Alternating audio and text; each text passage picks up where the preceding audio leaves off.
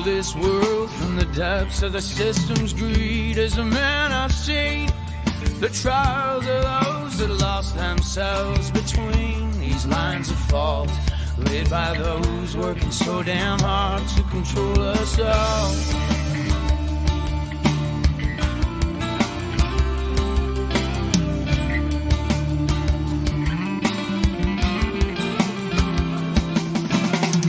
Try to break our minds with their sad news on the TV all the time. Still we sip the wine. We're wasting life and failing to realize that we're enslaved, kept oppressed by mental shackles and subliminal chains. We cry in vain, forced to grow in a broken world where criminals reign. Won't you help us now? We keep telling ourselves that everything's working out, but we're breaking down. Inside our souls are crumbling to the sound of emptiness as we stand here waiting at the edge of the abyss. All my family and friends, they got us soaked up, lined up and fooled with their bag of drinks, and still they feed us trash. They're selling cigarettes just to bury us in the ash, and we're growing living lives fabricated from the bones of a tired world. From the bones of a tired world.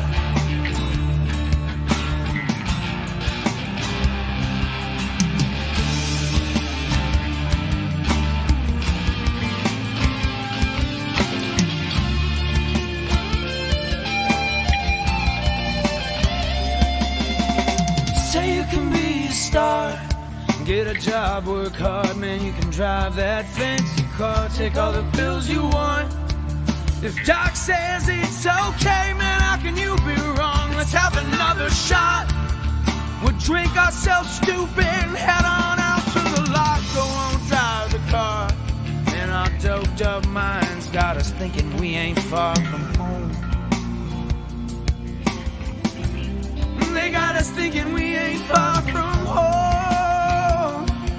Yeah, yeah, and that's exactly what they want. Emptiness to consume us in the depths of the abyss. All my family and friends, they got us doped up, lined up and ready with the final fix. And still they feed us trash. They're selling cigarettes just to bury us in the ash, and we're growing old, living lives fabricated from the bones of a dying world. From the bones of a dying world, yeah, yeah, yeah,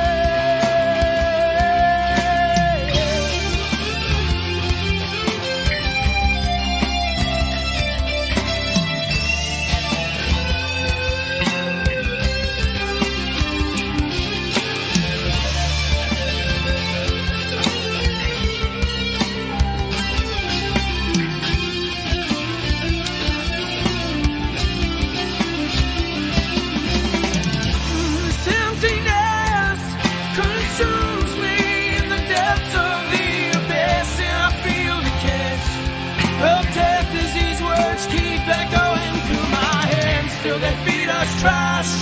They're selling cigarettes just to bury us in the ash, and we're growing old, living lives fabricated from the bones of a dying world.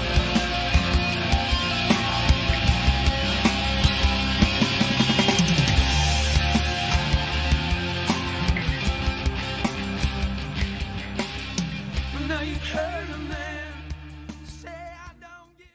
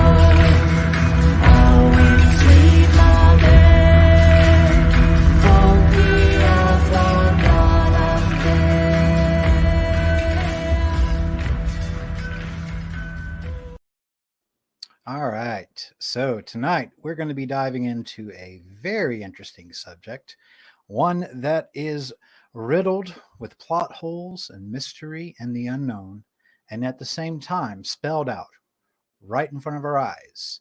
Tonight we're going to have a special guest on.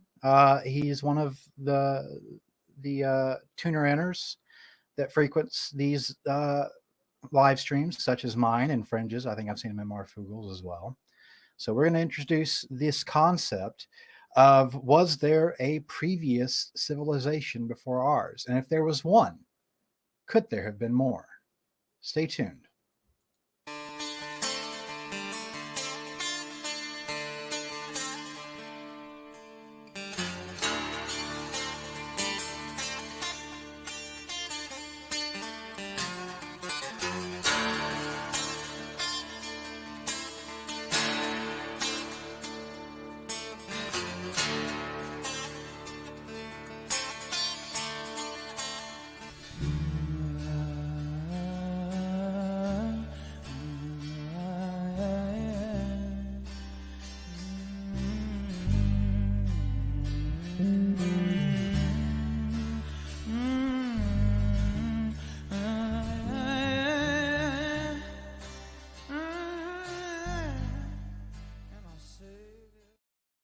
All right. Well, welcome. Aloha Hanapono. How are we doing this evening? We are live with Mr. Daniel Whittaker.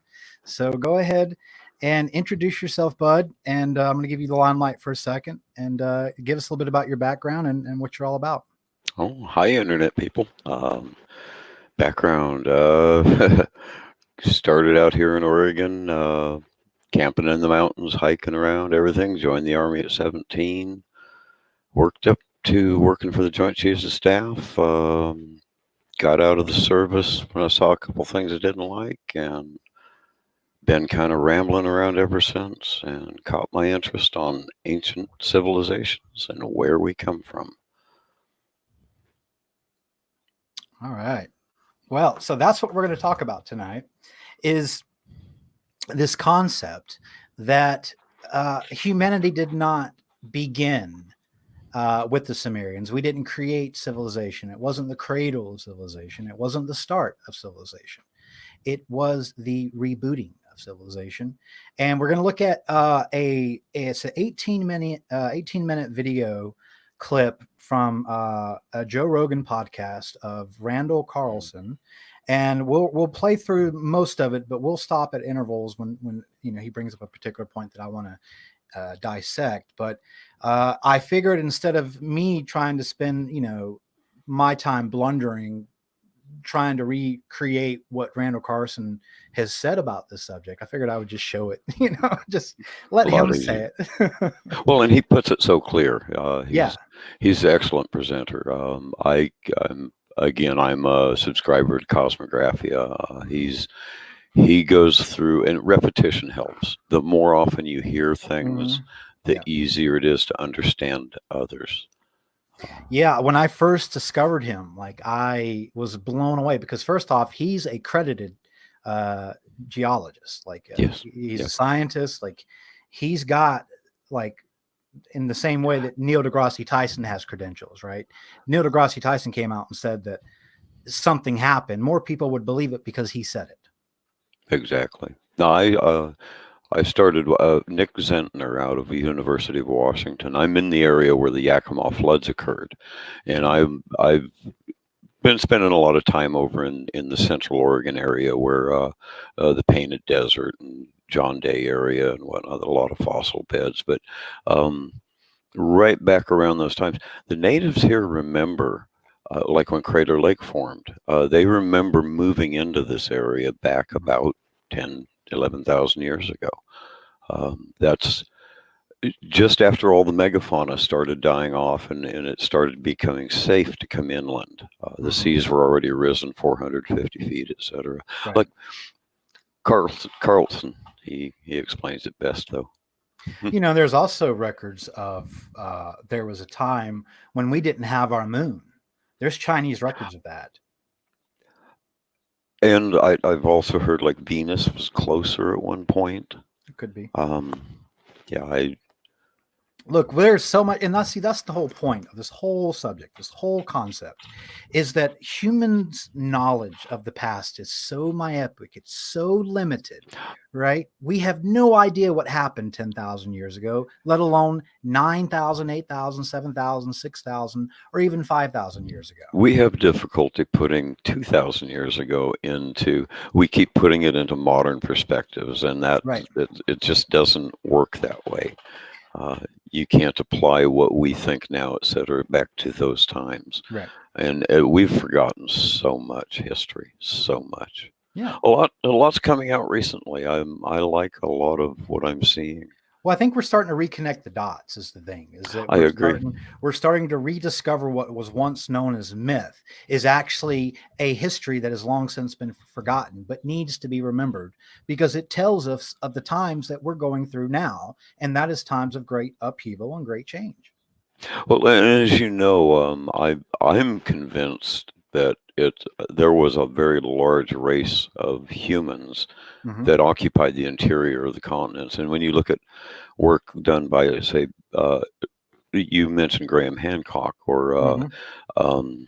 Ben of Uncharted X, or even if you go to Vlad 90 out of Russia, Well, even and you or even have historians like Eric von Daniken. You have people, ufologists, stuff like. Look, there's been undisputable evidence that there was once a giant race of people, and a significant portion of these people were described as being redheaded and green eyes. And look, there are some cavalry people that went into this cave. They were either chasing down Apache or they were running from the Apache, and they came into this cave in the middle of Arizona. And come to find out, they found almost a dozen giant humanoid figures with red hair. And they said that they were at least 8 to 12 feet tall. And it looks like they had been barricaded from the outside in. And the local legends of the Indians tell the story of them trapping red-headed giants in a cave. So it well, just and it's every mythology. When you look every culture, as far back as you go, there are legends of these same giants. Mhm. They're always roughly 9 foot. When you look at the molars they found in Denisova Cave, they thought they were Gigantopithecus at first. Right. That's a 10-foot ape. Right. Uh, Yeah, be this glad we don't have those anymore. exactly the jawbone fragment they found in Asia. It's again, if you're talking about a 9-foot creature. So Right. these, if you look at, do you know who CARTA, the Center for Advanced Research through Oh, yeah, yeah, yeah, Anthropogeny? yeah. Mhm. CARTA does a lot of You know, really I good actually lectures. discovered them through my love of cryptozoology. I There discovered you all go. about that was through that, was through They're cryptozoology. they're amazing, but there's me and the overarm throw in them. We go way back. So Yeah. So, um, not only with the overarm arm throw, but we can get into this and maybe in a little bit. But in conjunction with that, which is something that I had to do a little bit of research on because I was like, first it makes sense, but I was like, come on, we can't be the only descendants that can do that, and we are. But also the whole concept and myth about Bigfoot and how Carta coincides with cryptozoology is that there are a growing number of people that now believe that Bigfoot is nothing more than the remnants of Neanderthal, what is left of them, because we hunted them into extinction. It's no wonder they avoid us. I questioned on every single Bigfoot forum I could find. I'm trying to find somebody who has witnessed them throw something. I want to know if they can throw overarm. I know they throw, but I'm pretty sure it's sidearm or underarm. Look, Bigfoot is in the same category as UFOs. Look, there are people that fake it. There are people that do it, but you cannot accredit mass hysteria to a global phenomenon. You can't do it. My GP here, he's a veteran doctor. He drove upon one, and listening to him tell, I know he saw it. He knows what he knows. He's a doctor. He knows what people look like, what bears, etc. Right. He knows what he saw. If I get high enough on life, that is. I'll tell you my supernatural encounter later. That's an interesting one. All right. So what I would like to do is I would like to open up this forum with Daniel. I want you to give us your general abstract on where you stand from your point of view on the concept of past civilizations like that. So give us a brief abstract of that, and then we'll get into this video and we'll see where we meet in the middle.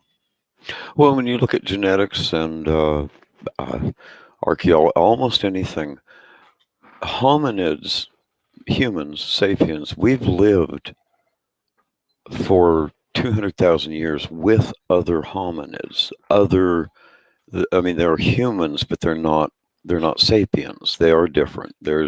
We occupy different environments. We, as sapiens, we've used boats for as long as we can, draw pictures, etc. We colonized Australia 60,000 years ago. I have no doubt that we were living here in North America, South America, but we occupied the coastal regions. Neanderthals would have lived in the forests, and that they were the rough and tough guys. They were the ones and again, the overarm throw, they kill at close range, close quarters. They're beat up, bound. But they had a completely different culture. And again, I'm convinced through the genetic evidence, it shows that Denisovans were around between 30 and 15,000 years ago. So I'm pretty confident they were here just before the Younger Dryas. Well, you heard about that controversial photo where they found human footprints near a type of mammal that existed where humans shouldn't have existed at that point. I know, but I wouldn't say dinosaurs, but it was like a type of animal that died out like 300,000 years ago, and the human foot's not supposed to be there, but it is. Just through genetics, we're aware of 5 different species of human beings that coexisted and interbred in our DNA. And we know Homo naledi 250,000 years ago, and the only reason we know about them is because we found their burial cave. Right. We would have absolutely no idea that they ever existed other than that. So there are other hominids out there. And I know, looking at just what we did in the Industrial Revolution, 1850 forward, there's no doubt in my mind I brought that up. There's 7 generations between then and now. Exactly. Now, what's more interesting in the regard of generations, within 3 generations, you can lose every bit of it. And that's how we've forgotten all of that. You can lose it in 1 generation. Exactly. If it's catastrophic enough. If you've got no environment for the context of the words, you have no idea what they mean. So you dumb it down into mythology, and that's where our mythology of all this comes from. Right. So it's like a giant game of telephone, right? It's a historical game of telephone. Now imagine tonight you and I were sitting at home, we're watching TV, we're tuning into a stream, and we get hit by an asteroid out of the middle of nowhere. It can happen. Just boom, hits us, and within a month, 95% of all life is wiped out. Now the remnants of humanity will remember America in the same way that we remember Atlantis. It will be a myth 15 generations later. It will be the lost civilization of America, and it'll be a best-selling book. And with the language constrained, there's going to be so much of that myth that has to be dumbed down into their environment, right, so that they can understand it, that it loses absolutely every bit of what it really was. Well, it's the same concept as Christianity versus Judaism versus Islam. They're all worshiping the same God. The only thing that is different is the culture that has been built around the worship of that God, and yet they fight like they're on opposing sides. Continuously down the line, yep. I was just like, horses. Domestication is another one of those interests. I know it goes back for. You can find indications on Cyprus and Crete that go back as much as 50,000 years for domestication of crops. And here's what they forget. They forget to teach us in school anymore. I learned it, but I doubt kids today learned it. Is we're not actually known as Homo sapiens. We are known as Homo sapiens sapiens. We are the second iteration of the Homo sapiens that existed 130,000 years ago. Exactly. Now, there's not much of a difference between Homo sapiens and Homo sapiens sapiens. years. Not much at all. Just a When you little look bit at the bigger. skull, there is a Yeah. difference. You Well, can the watch skull, the skull evolve what over is it? 200,000 years. It gets Push bigger, forward, push it forward. moves up, your face moves in. But what I'm saying is in terms of modern humans, which have been around for Well, 130,000 that's years. what I mean is our skull We in just that yeah, 200,000 yeah, years. we You but can before look. then, right? Before then we had Cro-Magnon, we had Neanderthal, we had the just Homo erectus, Homo habilis. So And so many that we don't even know. We have no clue. we just And discovered a hobbit race. Did you know that? Like 3 years ago. Homo That was, florensis. yep. Mhm. Now they just discovered another hobbit Now race I haven't heard about this one. up north in it's north of Florensis. It's in Polynesia. Okay. But it's I'll have to another check that island out. culture, and they're just slightly larger than the Florensiensis, but they are a different, as near as I can tell, a different clade. Yep. Um, Oh God, there's just so much history that just contradicts the narrative we've been told. And what is history but his story? So if you take Mr. Carlson's or the Comet Research Group, if you take their work and understand that there was a stream of comets coming in over a period of 1,500 years and just demolished the planet, Well, we it still go through wiped. that stream. The valley I live in is filled with 300 feet of silt that washed in on the Yakima flood. Mhm. The natives here remember when the oceans rose and they had to move inland. Right. They tell us about these things, so we know that whatever was inland got washed out to sea. Where Well, yeah, we were living down on the coastal ranges, that's underwater now. and that's where civilization has always flourished, is on coastal areas. As far as this, I have no doubt we had a global trade network. We probably traded with, again, if lions and horses and bear and if all of this megafauna can live from Africa to South America, hominids can as well. Sure. There's nothing preventing. But I think that We if you were to start over civilization, right, the best place to restart is in a fertile land that is near a body of water, usually a that's river. the survivors all conglomerated right there in the Levant. Right, which is what people forget, and people don't even realize is that 10,000 years ago, Iran and Iraq was a lush and fertile land. It was so ripe for The life. Armenians, if you ever go through Armenia, they will tell you they are the first people on Earth. This is their mythology. And that is roughly where civilization was rebooted, like you say. Right. Yeah, and Sumeria was in the Mesopotamian Valley, which is between the Euphrates and Tigris, which is, I think, not too far from modern day Iraq, where Babylon was. I've seen enough to convince me that, again, we probably had a trade culture civilization. We used watercraft, but we weren't the high tech. I think that was the Denisovans. If you're talking about a 9-foot person, that brain has got to be huge. Well, even of course, the people that should support that theory the most are Christians, because how often do they cite the story of David and Goliath? Now, was Goliath a unique person? No. Goliath was probably the remnants of a culture that was like every other culture that human encounters, we try to eradicate. You still see them pop up today. Every now and then, but they're so rare and they're remote now, like in the far reaches of Russia. Is where you find these huge people now, because we have bred them out of modern society.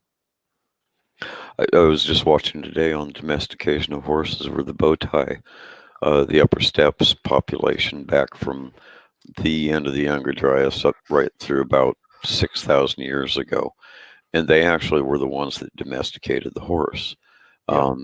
They proved that they milked them, they ate them, and you got to ride a horse to be able to herd a horse.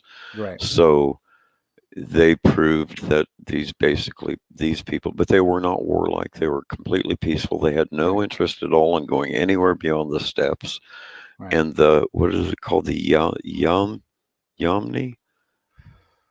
That's the other old steppes culture.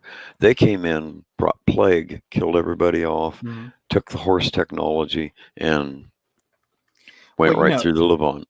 Where you get into 5,000-6,000 years ago, we have a little blurry part of our history even today, because all of a sudden out of India came this blonde-haired, blue-eyed race of Aryans Yep.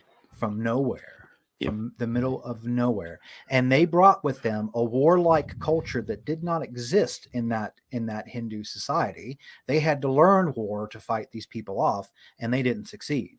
Yeah. So, all right, so we're going to get into this video, and it's of Randall Carlson. I'm going to go ahead and share it now. And we are going to start listening to some of this. I want you guys to pay attention. This guy, if you've never heard him, he is an absolute genius. He's excellent. Excellent genius. So I'm going to play this, and I'm going to mute my mic so that I don't have any back loop. So we're going to start here. On the East Coast, there were, swarms of icebergs stranding like off the coast of South Carolina, for example. There was no Great Lakes because the Great Lakes were under thousands of feet of ice. New York, Boston, Detroit, Seattle, Portland, or not so much Portland, but Seattle, Twin Cities, Chicago, all of these areas were under thousands of feet of ice. God. Thousands of feet. And we're not talking millions of years ago. We're talking, 12, 13,000 to 25 to 30,000 years ago. That's incredible. It is. And sea levels were basically in round numbers 400 feet lower than now, which essentially exposes the entire most of the continental shelves. And I've got some interesting graphics here to show you what continental coastlines would have looked like. All right. So before we go any further than that, I wanted to bring up the point about the Younger Dryas, right? So when people say the Ice Age, when we're taught about the Ice Age, when you see the Disney Pixar's movie, The Ice Age, right? It's just one of many. It was the Younger Dryas period. And during this period, we're taught this kind of illusion that the whole world was covered in ice, and that's not the case. Only certain continents were covered in ice, and North America was covered in about anywhere from a mile to 2 miles thick of an ice sheet. So that's very prominent to understand that, because, like he said, that sea levels were 400 feet less than they are today. Now, the only way you're going to get a flood, because Daniel, tell me, if you could take a guess, how many cultures have a story about the flood? Ancient cultures. Quite literally, if you go back, I've read the Chinese, I've read the Aboriginals. The Aboriginals have a very interesting one. The Native Americans, the South Americans. Oh man, every culture, and that's the correct answer. Every culture has a tale of this flood, and you see most of them predate the Bible's tale.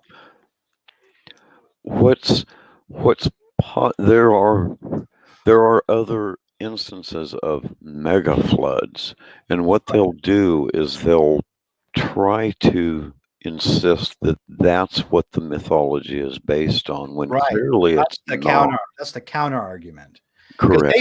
They still don't even believe in the science that rivers can exist underneath icebergs and glacial sheets. They think that the pressure is too much, that it's not possible, and yet it's been proven possible time and time again. Well, and that's why they go against the ice dam. The ice floats on water. It doesn't hold water back. Water goes underneath ice. Right. That's what it does. It's called buoyancy, folks. That's well, and you think when you're talking about that 1 and 2 mile thick ice sheet over now, it only came down as far as about the Oregon border.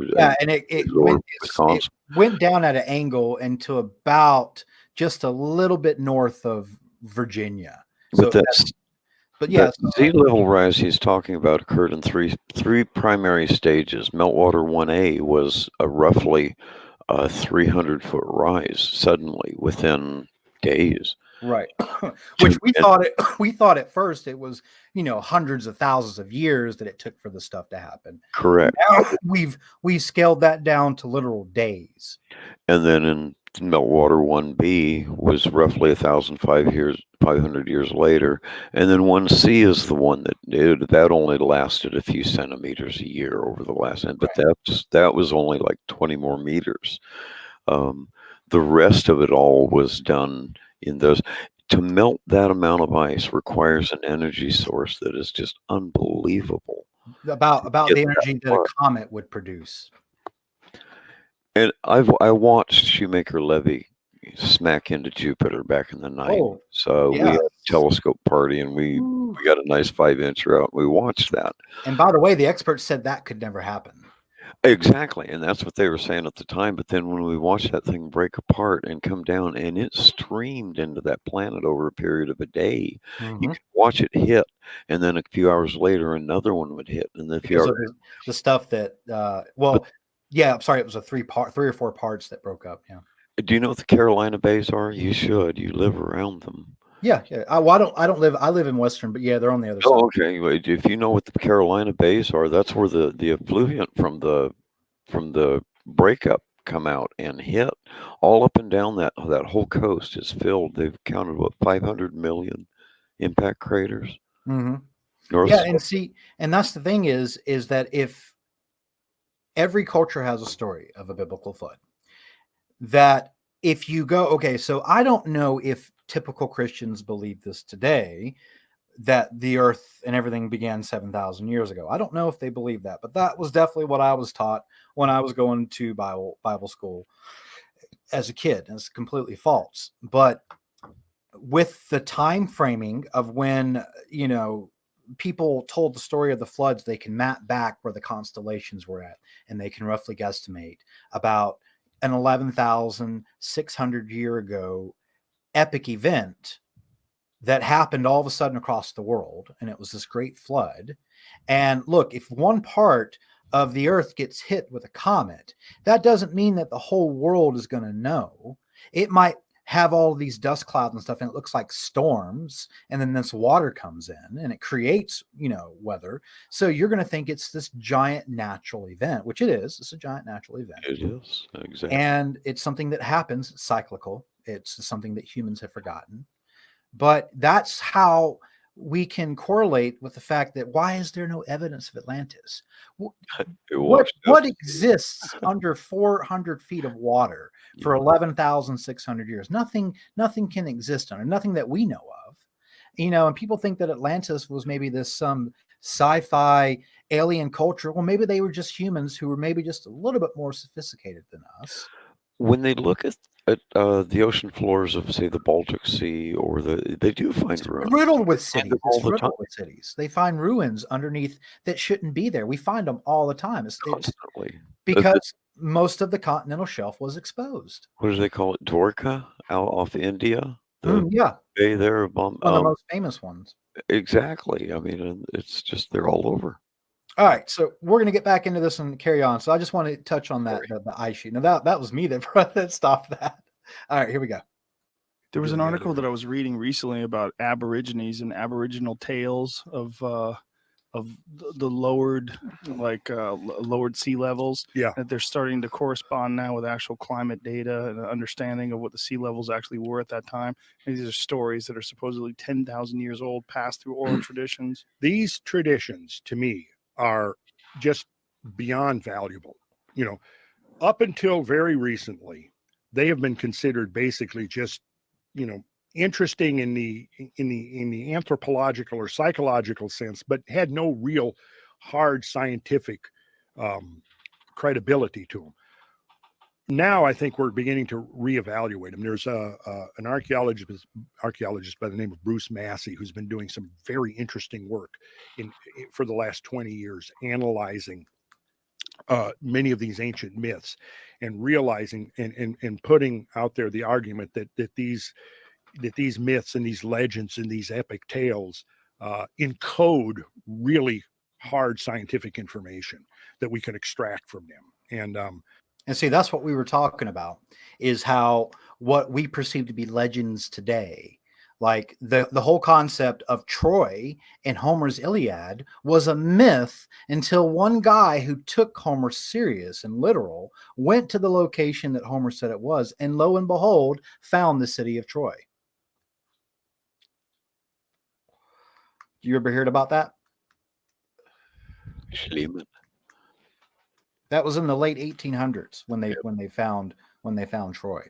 Yeah. But see, it was just myth until we found it. Now it's real. Now they're starting to question. They're starting to look at Greek mythology a little bit differently now. They're looking at Plato a little bit differently now, because our whole understanding and our knowledge of Atlantis comes from one man, and that's Plato. He's the one that told the world about Atlantis, and he said that it was told to him through his teachings all the way back to Solon, which Randall will get into. But that's just very interesting, that he's also on that same course. When the moment he said it, I already had the same mindset. It's not like I came up with it first or he came up with it first. The fact that we came up with it, together means that I'm not crazy. Correct. So, all right. So language points to all of this as well. You can watch languages. If Simon Roper is a really good one for language dissection. He goes back to the Proto-Germanics and Proto-Indo-European language. If you trace the history of languages, you can find Lithuanian. There's a few languages that quite literally go all the way back to that first language, and as near as they can tell, that's what those Botai people spoke on the steppes of northern Eurasia. Mhm. And they don't know, they have no clue where those people came from, where they originated, why. They know when they moved in the area. That's the only thing. Yeah. So again, those are survivors of this Yeah, category. there's so many cultures that are lost. Yep. I don't know if it's the same culture you're talking about, the one that I'm thinking of, but it's where in the middle of I believe somewhere in the Himalayas, where there's nothing but Mongolian people. There's a tiny little area of the mountains where there's these villages of these people that look like Europeans, and they have a unique DNA strand. What's more interesting are the paintings you find of over 7,000 or 8,000 years of those people you're talking about in those Hindu shrines. Right. Yeah. Those were, I think, the descendants of those Aryans that came out of nowhere. And honestly, I think they were probably one of a sect of the remnants of that previous society. And, they held on to their culture intact and they were undisturbed. And then when they finally revealed themselves to spread, they'd been a few hundred years that they were probably there, maybe even 1,000 years building up their cities and shit like that. So who knows? It's Plague seemed to play a whole lot into it. I've just been finding this out recently, is plague. Oh yeah. Being carried by the survivors of plague in a warlike scenario, to where you're not only having war with your enemy, you're infecting them. Well, you're infecting each other, right? It's not your survivors have built up immunity, right. So when we came into America, right now, I have debated people in real life till I'm blue in the face on whether or not the American soldiers gave chickenpox infected blankets on purpose or on accident. I think it was purpose. But I have a feeling you're right. I'm pretty sure. But irregardless, that happened, and because these Native Americans had no exposure to it, it wiped them out. However, the little known lesser tales that aren't told as much is that when we interacted with Native Americans, there were several different types of flu-like viruses that we contracted from them. That was something that was normal here, that we got, but it wasn't as deadly as something like the chicken pox. Which wasn't it gonorrhea that came out of South America? Yeah, I mean we have diseases that come out of every region, right? So, but it's when you take those germs and you use it in warfare, does it go from being something natural to something sinister? And well, you can see the genetics of the, if you look probably at the last 8,000 years of genetic, where it starts with what they call the hunter-gatherers, which they weren't, but right, or maybe they were, and we're just off on our time. Oh no, majorly. Aboriginals, back to domestication. If you look, 50 or 60,000 years ago, right? Every family is required to maintain the land, and they do. Right. They do every bit of farming of that continent, or they did prior to the English coming. The American natives back in California, they ate harvested acorns, but they managed the trees. Right. Natives here managed the valley floors with fire. People have been managing their environment for a Mhm. very long time. Very long time. I agree with that. And see, the thing is because we have this narrative that's just been shaped by Christian theology, about this shortened time span Right. that we've only been around for so many thousands of years. And so I don't know if Randall will talk about it in this video that we'll continue watching here in a second, but Graham Hancock discusses it, and it's this thing called Göbekli Tepe Temple. I love It is the diamond in the rough. It is the smoking gun because it is the oldest known human structure ever to exist on planet Earth, and it is 11,800 to 12,600 years old. And it completely blows out the illusion that we were just rock throwing hunter gatherers. You can trust the archaeology. Do not trust the interpretation. They're going to call it Right. a tomb or a temple every single Right. time. But the thing is not only that, but it was intentionally buried. They discovered that by the way of the settlement. Now, why? And this thing is massive. It's Once massive. it's no longer needed. Or maybe it was buried because to keep it. Who knows? We don't know why it was buried, but it was buried intentionally one way or another, whatever that reason is. Seen enough to believe myself that it was a place of learning, a place of teaching people agriculture, astronomy, astrology. All of those are. And that's what they discovered. If you take, not even having to, but just go and look up in the sky, take aerial photographs. They can literally determine that this is, according to our history, the foundation of agriculture. This is where the modern concept of where we said that we learned how to start gathering and herding, it all started and irradiated out from this building. So I believe it was a place of learning. It was a college, as well as astronomy. Okay, Yeah. why do hunter gatherers need to know what season it is? Right, unless they're planting something. Exactly. When you want to know what, if you need to hunt, you just look out the window. Is it daylight or dark or whatever? Right. You don't need to know the time of year or anything else. You just go hunt. All right, so we're going to get back into this video. I am going to play, and I'm going to jet real quick and grab a cup of coffee. So we're going to play this, and I'll be right back. Talking about global changes and astronomical events and so forth. And I've been a believer in that for a long time, and this is, one of the premises of Graham's work is that the myths and the legends actually have a great deal to teach us beyond just the psychological orientation of our ignorant pre-scientific ancestors, But yeah, you a good point you make there.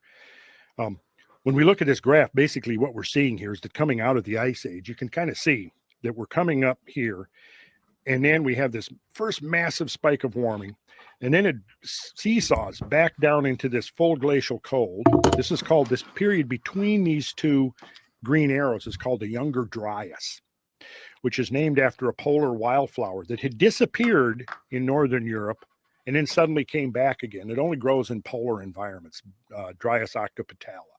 So the Younger Dryas, compared, because there was an older Dryas too, but it lasted. Now the dates are placing it from roughly 12,900 years ago, give or take a few decades, to 11,600 years ago.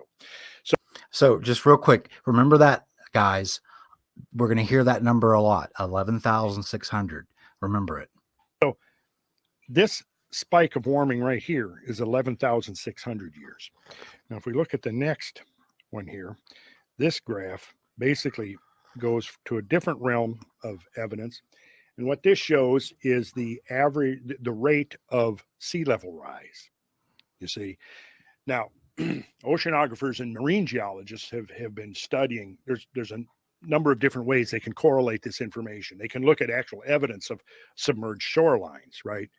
They can look at changes in the flora and the fauna that have lived in the oceans. They can look at coral reefs. There's a lot of different things that they can pull together to see how rapidly sea levels rose at the end of the last ice age. And again, a generation or two ago, the assumption was that there was a smooth continuum of rise that took tens of thousands of years, right, to get us from minus 400 feet up to what we are now at the present level. What this graph shows is that there were two massive spikes of meltwater introduced into the oceans, into the global oceans at the end of the last ice age. And you can see the first spike, called meltwater pulse 1A, is the biggest, followed by another one, meltwater pulse 1B. If we go back to this graph right here, those two spikes of glacial meltwater and sea level rise coincide with this warming spike and that warming spike. And you can see how this warming spike seems to be the most intense, followed by this one. And we see that meltwater pulse 1A is the biggest. So what this is showing is that the rise in sea level was not as smooth. It was like whoomp and then whoomp again. So there was something that caused all those glaciers to melt within just a very short amount of time, relatively speaking. Yes, a geological instant. Exactly. What's further interesting is when we look at this graph, this is the late Pleistocene mortality graph, and each square represents a fossil specimen of an extinct mammal. You know, could be a woolly mammoth, could be a giant ground sloth, could be a saber-toothed cat, could be the giant cave bear. Roughly 120 species of megamammals that lived during the Ice Age went extinct, right, at the end of the Ice Age. And basically, what this graph is showing us here is that you probably can't read this here, so I'll interpret it for you. If you go back to here, the left side represents 50,000 years ago. And here where the cursor is, that's 40,000 years, 30,000, 20,000. And you see that as we're going along here, each one of these squares represents the finding of a fossil of an extinct mammal in the fossil record. What we see from this graph is that when we get to between 11 and 13,000 years ago, there's a massive spike of mortality. Shoots through the roof. This demise. So this is, Daniel, I want to get your opinion on this. So this chart that's showing this massive spike, right? You have this massive rise in temperature. You have this massive rise in sea level. You have this massive rise in the deaths of so many different species of mammals at once. They still can't explain how they found that whole field of woolly mammoths it laid out at once, all died at once. And a lot of them with their feet stuck a foot into the mud, broken off, and the body 30 feet away from them. Flash frozen. No explanation for that. And again, that flash frozen part, that's the more interesting part to me in regard to what could... Flash frozen is a concept. To do that to a mammoth, you got to suck that energy out of the mammoth that fast. And what could do that? Open space. So if you've got a meteor stream coming in large enough to do that shock wave, that's going to blow the atmosphere away. You're going to have black, and then when that shock wave comes back in, that's going to blow them off. Here's a little interesting thing that I just recently learned about asteroids and comets, is that if you were able to get right behind the asteroid as it comes through the atmosphere, when it goes through, it punches a hole in the atmosphere. So in the middle of the day, you would see the night sky because it just destroyed our atmosphere. And that's something that's maybe a mile wide. Now, if you're talking about something that might have been anywhere from a mile to 3 miles. But what they're postulating is that hit us is this comet that I don't know how they can determine this, but they determined that at one point we had this comet that was in our solar system that was 76 miles wide. And then over the course of time, it broke up. And pieces of this comet every so often, like you said, maybe around 1,500 years or so, hits us. But the thing is, we go through the tail of this meteor stream every year, twice a year in July and November. And every so often, one of those pieces that broke off intersects with Earth. It happens.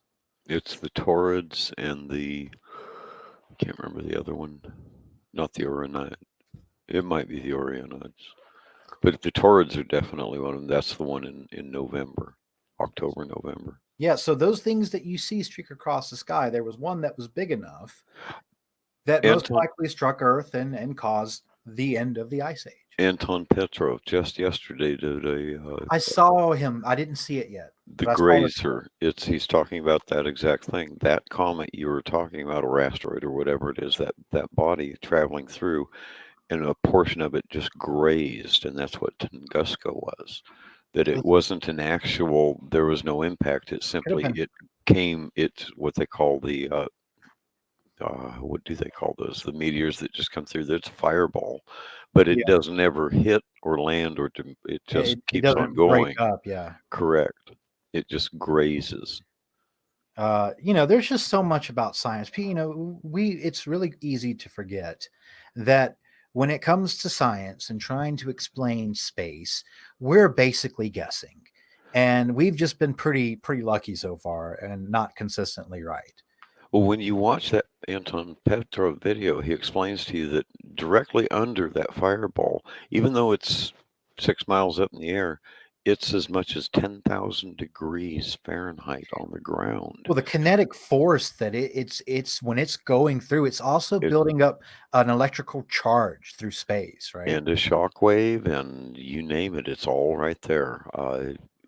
So you're gonna melt some ice. Anyway. But so yeah, we'll get back to but that's just really interesting. And when like I said, when I first saw this, I just thought it was amazing. All right. Of these animals Directly coincides with this right here. Directly. Now, what we're dealing with is that for 50 years, the dominant theory is called overkill or blitzkrieg.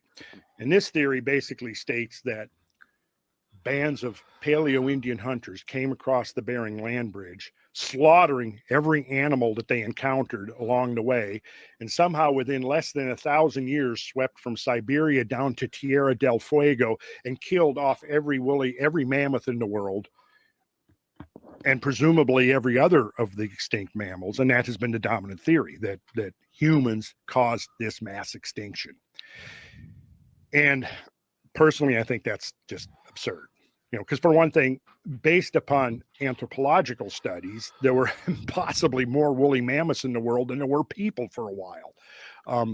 You have to assume that the blitzkrieg was so instantaneous and so all-encompassing that there was no time even for the mammoths to reproduce. Of course, the overkill hypothesis basically addresses itself only to mammoths. Woolly mammoths were one species of 4 different species of mammoths. But what about the other roughly 120 species? What about the giant armadillos and the giant beavers and the American Pleistocene lion that was as big as a horse?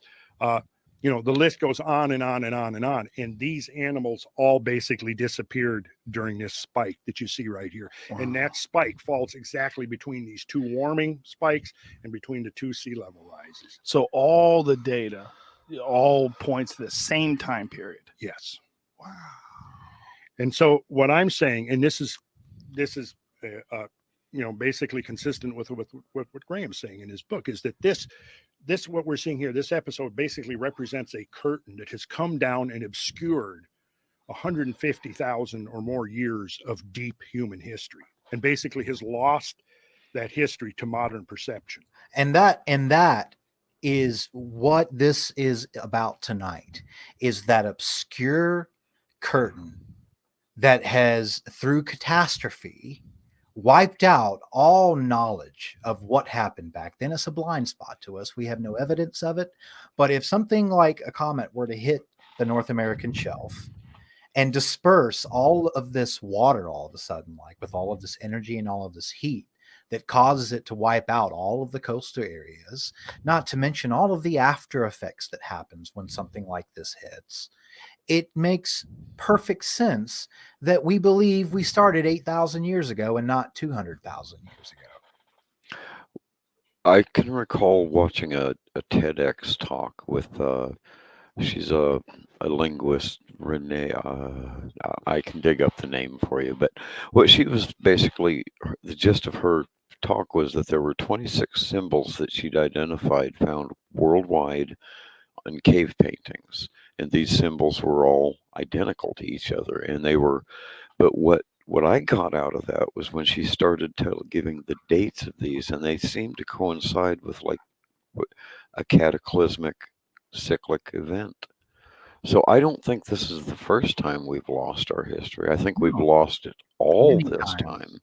You know, I think I'm a firm believer now that we have probably had multiple rise and falls of human civilization. There is ancient in the Vedics. There is tales of ages that existed before the age of man, the modern age, which is what we call the fourth age, because they've said that Atlantis existed in the third age, and that there were two, the Lumeria and the Hyperborean age. So. But that's And just as far back as we can go. All three of those areas existed prior to the Younger Dryas. They were above water, with Zealandia, the Doggerland, and not to mention how our continents have been shifting. They're still shifting. Yeah. If you were to take a snapshot of the Earth in 1,000 years, it wouldn't look quite the same. Well, and then you remove all that ice, the isostatic pressure that had been there, that there's other land that's going to rise tremendously just from the lack of the weight on it anymore. And that's why the Appalachians are the oldest mountains in the North American continent. Exactly. Because they were the mountains that were pushed up from this ice shelf when it diagonally cut across, whereas it completely missed the Rockies, and the Rockies are only maybe about 10,000 years old, but these are could be hundreds of thousands of years old, so they're more settled. Well, and aren't the Appalachians basically the same as the Alps? They're the same mountain range back when they were connected. Most likely, yeah. And see, here's the thing, and I also tell people that if you were to strip all of the water off of planet Earth, it would look just like the moon, but with grass. Like we have been hit with crater after crater after crater.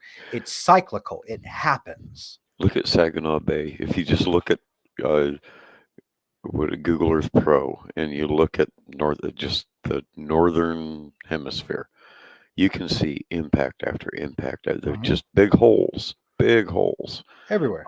Everywhere. We just added a new one in Nigeria last month. Yeah. No, we've been civilized before. For sure. There's just no evidence of it, because the truth is that we're still limited even in our concept of measuring time. Right. So was it really 130,000 years ago? It could have been 900,000 years ago, and we're just off by 80%. It's a guess. I'd say it's a good ballpark guess, but there's a lot of room to work with in that. We're actually fairly good at measuring dating. There's a lot of things that we've picked up on. We've learned a tremendous amount. Right, but we still created that innovation. We imagined it up. We said, okay, how are we going to figure out how old this is? Well, let's create a system that works with our brains and the way our symmetrical way of patterning and thought processing work out. So according to us, it's 130,000 years ago, but we could be so off on that scale of time, is what I'm saying. Is like we're accurate within our own sphere of influence, within our own sphere of knowledge. But outside of that, who knows? Correct. Well, we've supposedly split off, us and Neanderthals split off from Denisovans roughly 1 million years ago. Something like that. I don't remember exactly, but something like that. When you look at evolution is kind of one of those hard things. You hear we descended, the chimpanzees are close. It took exactly the same amount of time for the chimpanzee to evolve as it did us. There's no difference there. Whatever our way back ancestor was, both lines came from that, and it took that same amount of time to get both ends. So there's no end point that it's aiming for. Right. Also, on the subject of evolution, in terms of evolution, humanity appeared overnight. And that's where I was overnight. That's basically where I was going to. You can look at our anatomy, and it is so different from every other hominin. our mentality, and you cannot find a projectile point of any kind older than 20,000 years. You just can't. They don't exist. Right. That means we're either not looking in the right places or for the right thing. We don't recognize it as a projectile, Right. or they just didn't exist. And also think about this is they found, now it's still a mysterious object. There's no explanation for it, but it's not a hoax. It's not a fake. They found a hammer, a handmade hammer in a piece of rock that is millions of years old. According to our own date estimation, there's no explanation for how it got there. The old coal miners' tales where you'll see a picture. It's a wagon wheel. It's a chariot wheel buried in coal, in a coal vein. And that coal is 350 million years old. Was that pewter pot they found that was decorative, and they found that in a coal vein in Pennsylvania. So we have no idea how old, it's how still long we've been here. the spark plug object. There's a lot of things, the little gold helix airplanes. Yeah, there's and that's obviously, again, going back, if what I'd love to do is look at all these. You were talking about Graham Carlson. Graham Hancock. Hancock, thank you. I'm sorry. His ideas about the megalithic structures, and again, go to I prefer Uncharted X. He recognizes precision. He sees things that others have missed. Right. If you look at that oldest type of construction, it is nothing like what we can do, what we have Even today. how it was done, or anything else. So they obviously had a different understanding of some part of physics that we either don't recognize, don't know, have never. It's just stuff that we've forgotten. Different. Correct. And what that tells me is that they probably didn't interact much with us. They probably just left us alone on the coasts. Well, also you got to think about, we have tribes today that we never bother, that have no idea what a cell phone is. Exactly. If you showed it to them, they would bow down and worship you like a god if they didn't try to kill you. Yeah, don't go. I was just thinking, don't try that.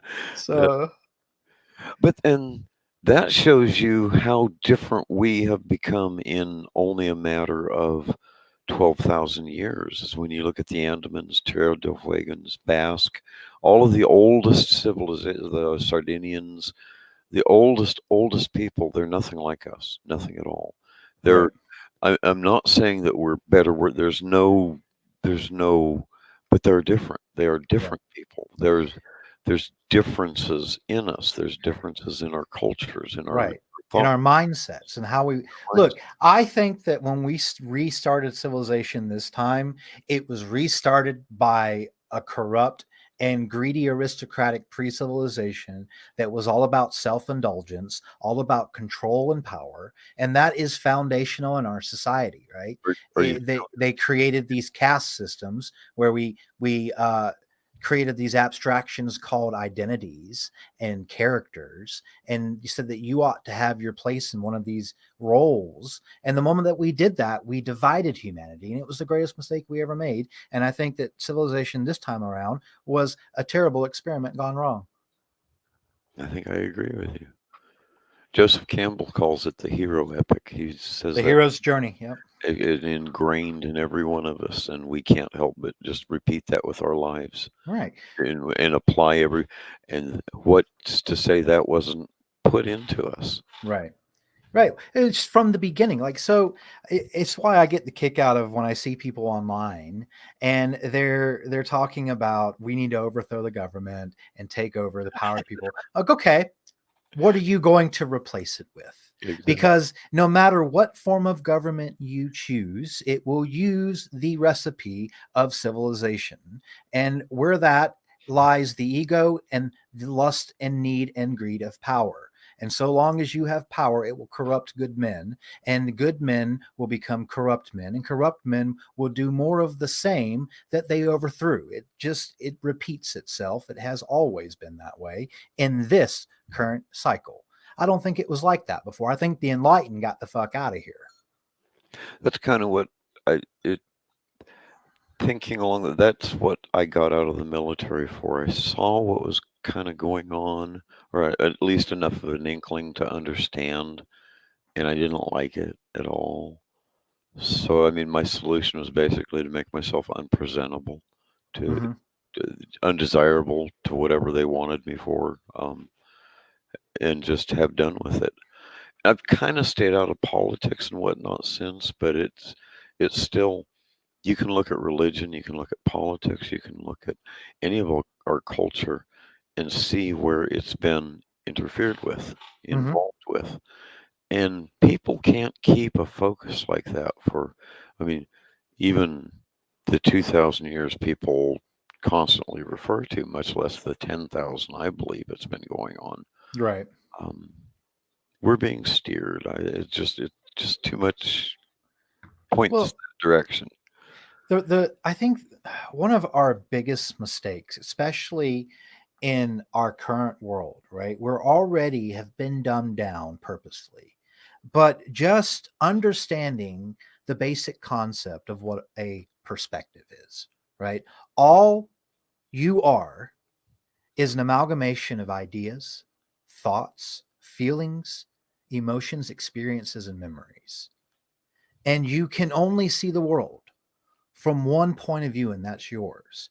But that's where most of us stop at, and we fail to realize that there's 7.8 billion other little amalgamations doing the same thing. We can't even verify our very own if Right. it's really real or not. So much less anybody else's. to that end, when I tell people that even if you are an atheist, you worship God in some way if you live in a Western country.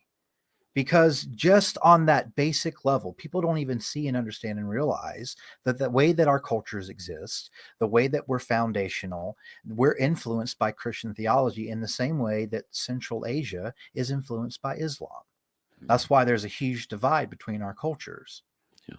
So it's just when we forget that we don't know everything about everything, our best and brightest will, just take for an example, neurology. When it comes to understanding the brain, our best neurologists will tell you that their understanding of the brain is primitive at best. They'll tell you that today. Our best and brightest. That we've just begun to scratch the surface of what the human brain is and what it's truly capable of. What it could do. Right. And maybe what it did in the past. And again, that's where I point, Denisovans, if they were bigger people, they had bigger brains. And right. Who knows what they were capable of. Well, plus, the oxygen was way more rich at one time. So the whole concept of having giant people, well, that was probably the normal size. And as our oxygen reduced, we had pockets of civilization that evolved, got smaller and adapted, and to where the bigger people, if they had a certain genetic makeup, they couldn't adapt to it. Therefore, they eventually died out because they wouldn't get enough lung capacity, air, oxygen to sustain their life for more than 30 or 40 years. One of those experiences in the military that, long story, shouldn't ever be told, etc. But I know that there are non-humans interacting with the government. I know for a fact beyond doubt. For the longest time, I was telling myself that basically what's commonly described as the reptilians, they're like dinosaurs. They were just intelligent dinosaurs. They're not aliens. They're from here. Well, they're terrestrial. Yeah, they claim that they were here before us, we're the invaders. Correct. The Greys are basically just octopus out of the deep sea that have been pulled up by those dinosaurs and made into a race. They're intelligent as all get out. But we taught the Zeta Reticuli. Specifically, Greys. Look, there was a book that the Russian KGB did in the 70s and the 80s. It was called the Book of the 72 Alien Races, and it was actually is that 72? Did you say? 72 different races that the collaboration of American and Soviet governments came up with this document. And of course, it was leaked and it was debunked and it was never. But the way that they describe these aliens and shit like that, like it's way too specific with what we see across the globe. And apparently, the Zeta Reticuli were mentioned in the Sumerian tablets called the Agigi, and the Agigi were known as the Watchers. That comes out of, yeah, okay. And see, that all comes from the Hittite, the actual, the Armenians and the Hittites, the Luwian language. If you, are you familiar with the Luwian writings? The name sounds familiar, but I do not have any knowledge on the subject now. They had both a cursive and a glyphic writing system. They wrote in Hittite. I think I saw something on History Channel about that, but I didn't pay attention to it. But they're, I can't remember what I was getting to. The Lutu, the people, the people themselves. It had to do with the Hittites. While I was talking about, shit, now I forgot what I was talking about. Sorry about that. Yeah, if I look at this later, go, damn it. Oh well. But it's just it going back to you were talking about that non-entities exist, the grays. That's where we were at. And we went off on a tangent. Oh, okay. And again, I think that was just to go back and I don't think they're aliens. I think they are from here. And you're talking about civilizations that go back and artifacts that are found. They may not be anything to do with. I think along your lines that we're kind of like purposely crafted. So in a way, you could say we are created. Mm-hmm. There's too much. We show every sign of domestication ourselves. Well, we have a fused DNA strand. It's been purposely fused. And the other hominids don't have that. We have 23 strands. We have 23, and they have 26. Correct. So it's like a whole strand was taken out, and then what was left was refused. Chromosomes 2 and 3 were snapped together, and they even see where it was done. And you can say, I mean, that's what kills me is they look at it and they say, "Well, I recognize CRISPR technology right there. I see." Well, just look at the modern medicine symbol that has existed throughout our history. The two intertwining snake is a DNA strand. Now, how the hell did they know about that? Did you know that the pine cone is a representation of the pineal gland? That they knew that this thing that's in the center of your brain was in the shape of a pine cone, and it's what generates your ability to have psychic powers. It releases the melatonin in your brain to help you sleep at night, but it is the third eye. It is an undeveloped eye, like the picture behind you there. Third eye.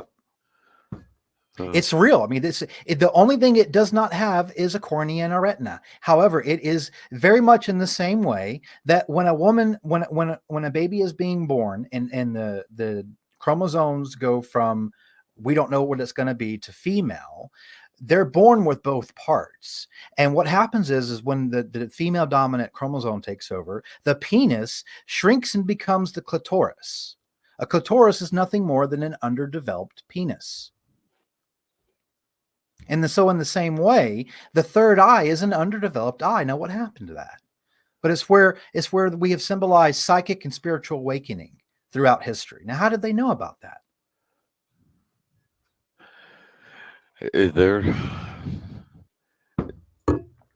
They're obviously keyed into things we have no clue about. Or it was just common knowledge, right? Back then, or maybe...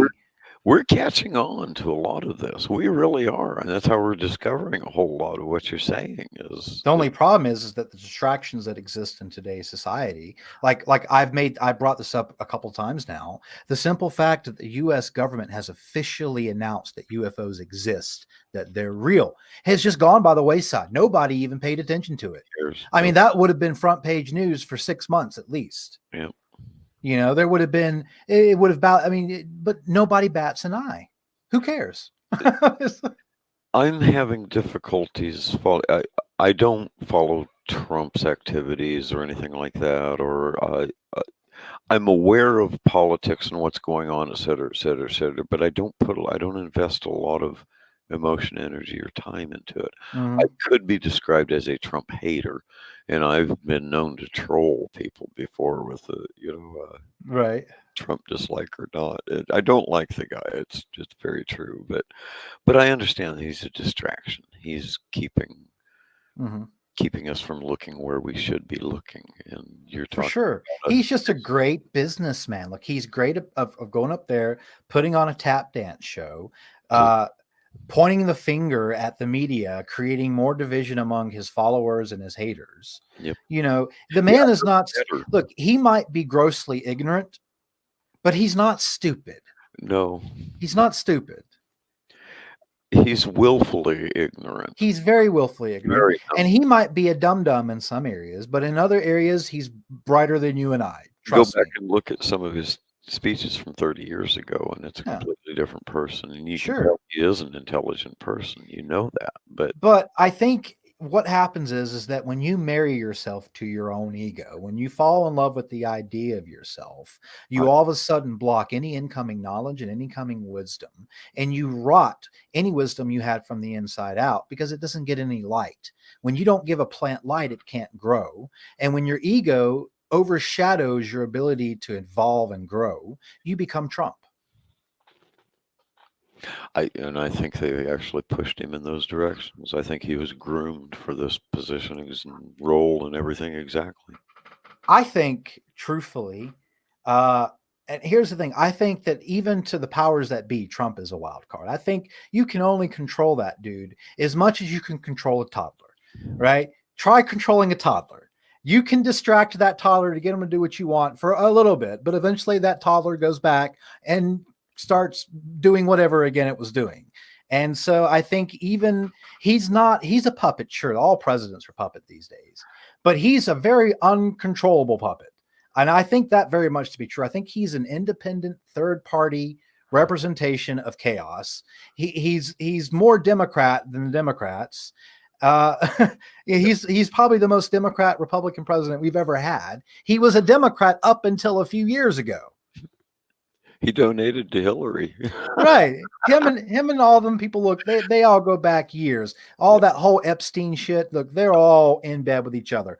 That's where Melania came from, was the Epstein chain. When you get to that level of money influence, it's no longer about your sex. It's no longer about your religion. You are in a class of your own. It's called the elite. Yep. It's a big party and you ain't in it.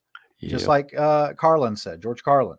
When you get to that level of influence, that's why you have people like Hillary Clinton and fucking Howard Stern sitting and having a conversation. In what world does that happen? Well, it happens in the world where Howard Stern became a near billionaire. That's when it started happening. But again, this is all to keep us from looking in the right direction. So Sure. this is exactly what it's for. And governments have always distracted their population. The Romans damn near perfected it. And I think we pretty much perfected it, but it's in any society across history. The only way to control a population that you control with force and with, your rules and your regulations is to make them reliant upon your ability to feed them and to distract them and provide them with entertainment, with circus. And it's always been that way. yeah. And it always will be. And that's the thing that I try to bring up to people. It doesn't matter what form of change you want to put in. It will eventually be corrupted by man. That's why when you talk about civilizations, I'm beginning to wonder if we have one right now. We have technology. I don't know. Well, we've shifted our consciousness into a technological world where we are literally rewriting the chemistry and how our brain reacts to happiness, because it's been proven now that the average person under the age of 30 has more dopamine release when someone comments, likes, or shares a photo than they do receiving a hug, a kiss, or a smile. So is this conditioning us to further withdraw into ourselves? I don't even know if here's the thing. I don't think there's, there are definitely shadow people that run the world. There's a few, we can name them. They're not hidden, but I don't think everything is, I think it's self-perpetuating at a certain point. That is perfectly humanly natural that once we get to a stage of technology to where we can allow escapism to create a virtual reality in of itself, that we would just naturally drift toward it anyway. It's just the way humanity would have done anyway. Whether or not there's a man behind the curtain, it would have happened anyway, I think. That's that perspective. You have to determine whether you look at the universe as block time or linear time. Right. And my answer is who knows, right? I think where I come down, I have no clue. none of us know. And I used to be so egotistical and so prideful and so arrogant because, I am smart and I'm intelligent and I know my shit. And I would just let people know that I knew my shit. Only I wasn't doing it on purpose. I was ignorant to it. And then as I took mushrooms and as I started going down this rabbit hole of what knowledge and wisdom really is, I started realizing that the more I learned, the more I realized that I will never know everything about everything. And so therefore, I might as well know nothing because it's all made up. It's all guessing. It's all just an idea that has been bought into by the population. We're all just guessing. So don't cling on to what you believe so tightly to, because the person next to you might be just as right or just as wrong. Exactly. Never fear to let go either. If it is wrong, there's definitely no reason to hang on to it. Right. Dogma. And that was one of my biggest things is I couldn't accept that I was wrong. Even if I knew I was, I would lash out instead. I would return to, it's because ego, right? You can't escape your ego. You are your ego. It's the thing is that when like I said, I took a huge shit ton amount of mushrooms, magic mushrooms. And boy, did I get a taste of cosmic consciousness. And I've never been the same since. I've realized that I am merely one perspective evoking this universe into existence, because this whole shebang that we're in and that we're surrounded by, it's all being generated from your mind. You're evoking this into existence. You're here to observe what would otherwise be unobservable. So in that sense, you're the universe observing itself. It's just a vibration in a field. That is all of life. All of life. And so that goes back to the Hindu and Vedic texts. They believe that all of life is sound. It's just boing, boing, boing, boing, boing, boing, boing. I can even explain. I mean, we're what do they call it? The Great Age, where the universe springs out, expands, and then it contracts, and then it goes into it's like the Big Bang, and then out, and then there's a period of absolute nothingness until it does it again. So it's just recycling over and over. Yeah. And if you have every Planck length and the universe spewing out, coming around, making a toroid, you have multiple universes all repeating the same cycle. Oh yeah, well, we've already proven that parallel universes exist right now. We proved that without a shadow of a doubt the moment we turned on our first quantum computer. No. We found out immediately because we asked it, how did it find this information so fast? And it told us, well, we basically, in the quantum realm, tap into every other existence that has a quantum computer, all ask them the same question, and they individually compile their own research and send it back to this computer instantaneous across infinite amount of realities. It's basically what it said. And they're like, and now Google has achieved quantum supremacy. I just heard that. And what is powered by everything? Google has its hand in literally every part of the technological industry that we call existence today. They're everywhere. You can't get by without them. No, even Apples use Google software. Yep. What do you think those triangular, those satellites in the sky? Guess who owns them? Google.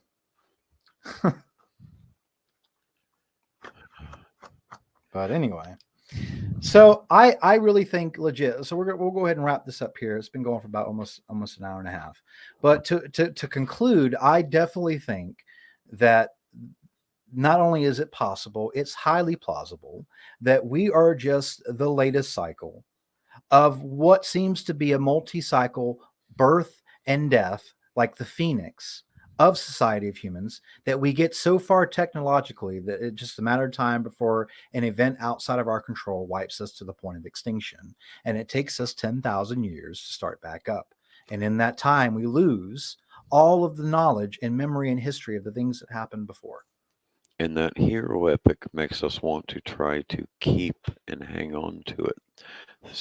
Those of us who understand this cyclical thing want to carry what we have forward. And I'm not sure that that's going to be possible. Well, like I said, I definitely think that in the times that we are in currently, and the times that we are fixing to face, that we are about to face, is one of those reset of societies. Yeah. Where if we don't play our cards right and we don't make the right choices in the next coming years, that there is a high possibility that America will be a tall tale. America will be a legend and a myth. Everything ends with time. No, everything ends. Even time in itself Yeah. ends. If there's no human beings to perceive time, time ends. Yeah. Because time in and of itself is a man-made concept, like everything else that we have created in our sphere of knowledge to measure things. We've just the way our brains work, it works in such a beautiful and unique way that A, it works, and B, it's highly beneficial to humanity. For example, if we didn't create the concepts of East and West, North and South, then I wouldn't be able to meet you on the corner of 2nd and 3rd for a cup of coffee. It's incredibly useful to have directions, but there is no such thing as East and West. There's no such thing as North and South. The constellations in the sky do not really exist. It's just our perspective. It's our superimposing our psyche onto our surroundings so that we can understand it, map it out. Mathematics doesn't exist. It's a concept. Mathematics is just angles. Exactly. Right? When people say that mathematics, and I said this in, I think, my last stream, people say that mathematics is a universal language. Mathematics is a human language. It was invented by humans for humans. It doesn't exist in the universe like that. Nope. How egotistical to think that. All right. Well, Daniel, I really appreciate you coming on tonight, man. I have enjoyed your perspective. You've got some good knowledge, man, and I would love to collaborate again on maybe some other subjects. And I'd like to eventually get a panel up here, maybe get Murphy, and it'd be cool just to have maybe just a good 2-hour stream of free for all, just like throw a topic out there and go with it. So sorry, I don't mean to ramble. I'm old. No. That's perfect, man. Look, I'm all about it. I'm all about this channel, if nothing else. I'm not going to censor anybody. Now, if you're an asshole in the chat, if you're saying like some negative shit, you're gone. There's no warning. You're just gone. But if you want to speak your opinion, if you think that we didn't land on the moon, well, maybe we didn't. I don't know. I wasn't there. You weren't there. Who knows? I don't care.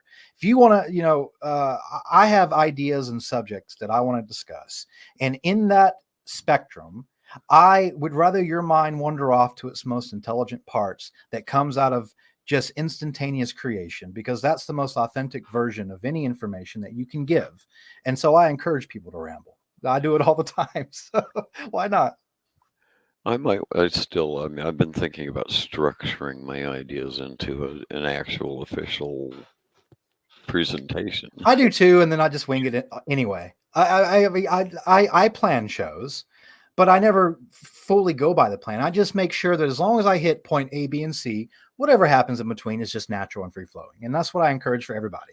I want to force this overarm throw thing. I mean, this is yeah. So discuss that. I want you to discuss that. We never actually touched into that. Well, basically, we are. If you watch a javelin thrower in slow motion, or an atlatl, but whatever, when you throw, it's a combination of your wrist, your elbow, your shoulder, your head, your waist, your legs. All of it combines, and you do a fluid motion like this. Mm-hmm. And there is nothing else that does this.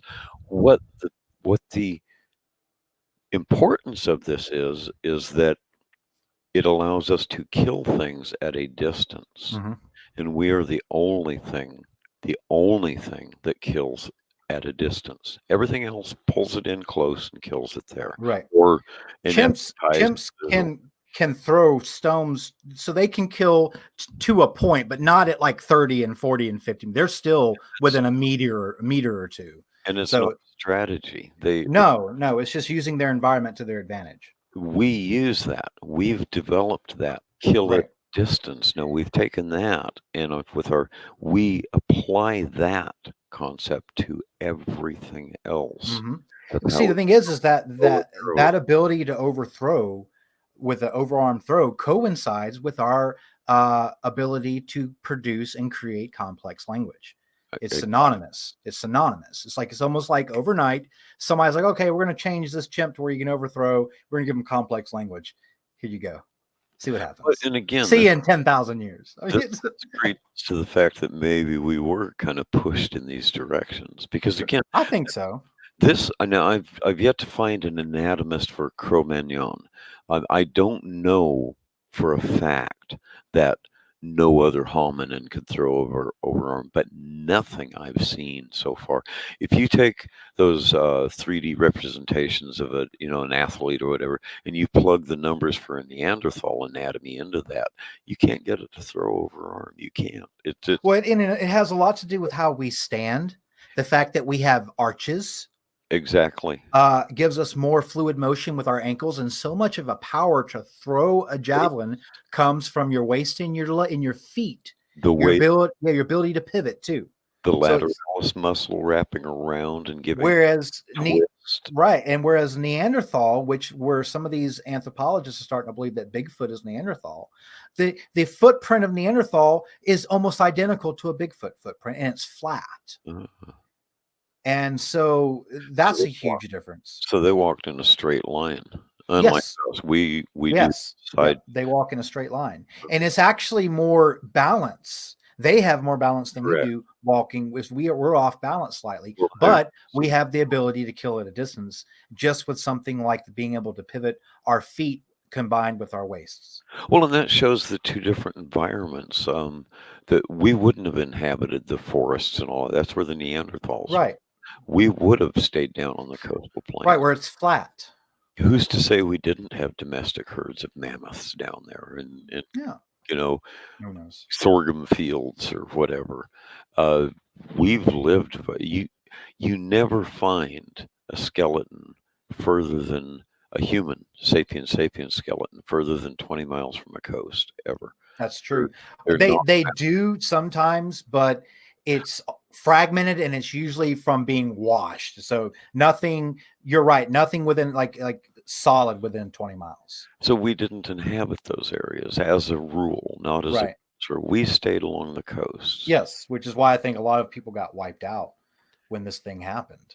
That's So the Denisovans, if or the large, whatever you want to call them, whoever built all these giant megaliths, they were simply, their civilization was past the point of recovery. They brought the knowledge, the et cetera to us. I'm fairly certain. I can't find a reason to disagree with you. All right, Daniel. Well, I really appreciate you, man, coming out tonight. I had like I said, a very good time talking with you, man. Sorry to keep you on so long. No, this is great. I mean, I had a blast. I really do. So I'm going to go ahead. We're going to cut it off. And if you guys, I don't know if you have any content, Daniel, or if you plan on doing any content, but I'll put your channel in the link.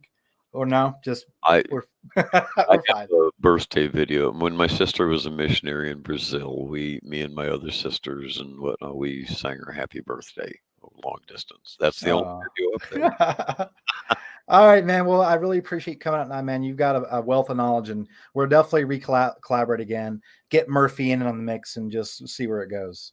Help me push cosmographia into the domestication thing. They got to look closer. They do. Sure, man. It's a civilization.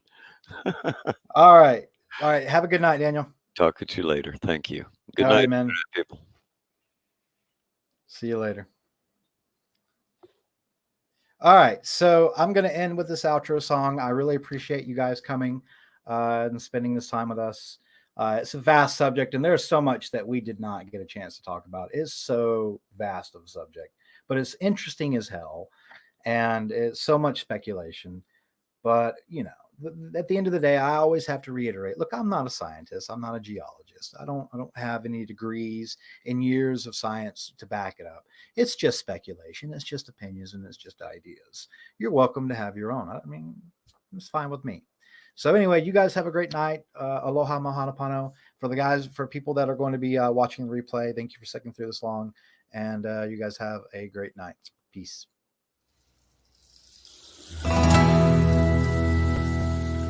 Well, my father once told me, son, don't you spend your life on the run, yeah. Have a heart that weighs a ton, and don't you be so quick to draw your gun on.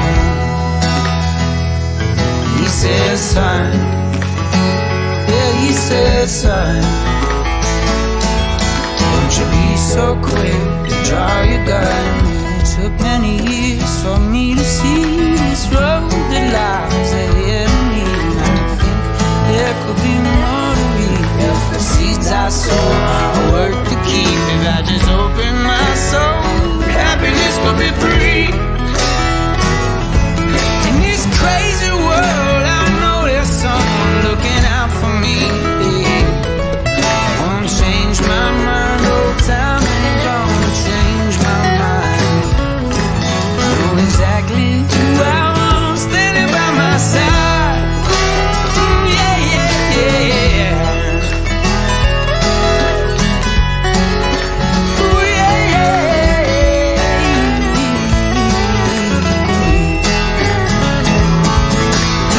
God, I need you so. All the things you've been teaching, never giving me hope. Been a long time coming, baby. Now I know I give my word to you, and that I owe. Darling, how can I explain the reasons I've been living this way? Well, I swear to you that I can change. You, I'd sell my soul away. I just open my soul. Happiness could be free, baby. Oh yeah, in this crazy world, I know there's someone looking out for me. Oh, won't change my mind. Old time ain't gonna change my mind. I know exactly who I want standing by my side. All my friends, I need you. Can experience the whole time standing by my side. So long, I've been just an empty man with a broken heart and an open hand. Through time, I went like a grain of sand, and now I felt like the rest of the hourglass. Somehow she looked inside of me, saw the soul of a man she knew I could be. If I just put the drink down, stop smoking weed, maybe a God would finally talk to me. If I just open my soul, maybe happiness will be free. In this crazy world, I know there's someone looking out for me. Won't change my mind, old time ain't gonna change my mind. Now I know exactly who I